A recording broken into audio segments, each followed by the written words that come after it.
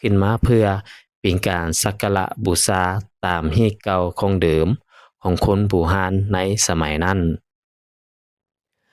สถานที่นี้แม่นเกี่ยวพันถึงเมืองพญานาคที่มีชื่อว่าปูนาคนาโคเพิ่นได้มีการไปมาหาสู่กันกับปู่ศรีสุโธที่วังนาคาคำสะโนดเมื่อก่อนเขตนี้เพิ่นเอิ้นว่าเมืองไซฟองหนองคำแสนหนองแห่งนี้สมัยก่อนได้มีการอัญเชิญพญานาคมาร่วมพิธีกรรมในครั้งโบราณดังที่พวกเขาเห็นอยู่ตามวัดวาอารามจะมีศิลปะเก่าแก่ที่เกี่ยวพันถึงพญานาคในสมัยครั้งพุทธกาลเพราะว่าพญานาคเป็นผู้ปกปักรักษาพระพุทธศาสนารักษาวัฒนธรรมวัตถุโบราณที่เก่าแก่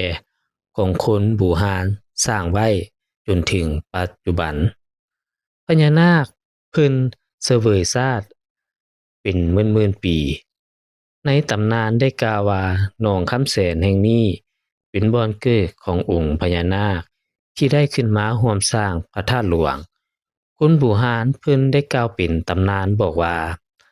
พญานาคขึ้นมาช่วยสร้างบ้านแปลงเมืองสมัยพระเจ้าปุริจันทร์รวยในยุคเวียงจันทน์ศรีสัตนาคหรือเวียงจันทน์พันพร้าวเมืองเวียงจันทน์เก่าเพิ่นเอิ้นว่าเมืองโบราณสมัยก่อนเมืองเวียงจันทน์เป็นทงเพียงเป็นป่าจวบป่าจันทน์เมืองสมัยก่อนนั้นแม่นอยู่ที่นี่สมัยก่อนสมัยเก่าเพิ่นเอิ้นว่าเมืองไผ่นามย้อนมีศึกของสงครามในสมัยนั้นเครื่องค่ำของคูนเพิ่นจึงได้สุกเสืองไว้ที่หนองแห่งนี้จึงได้ขนานนามว่าเมืองหาดไซฟองหนองคำแสน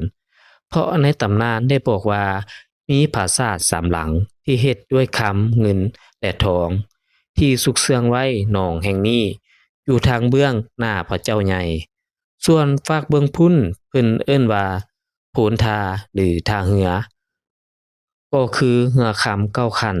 ในนั้นไม้พายก็คำตัวเรือก็คำถูกเสื่องไว้ที่วังเรือ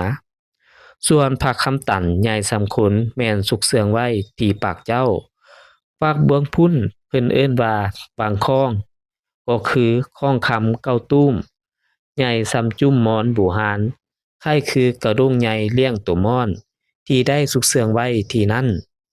ในมื้อวันศีล15ค่ำเมื่อก่อนปู่หนองคำแสนเพิ่นก็ได้ลั่นคล้องดังในพื้นดิน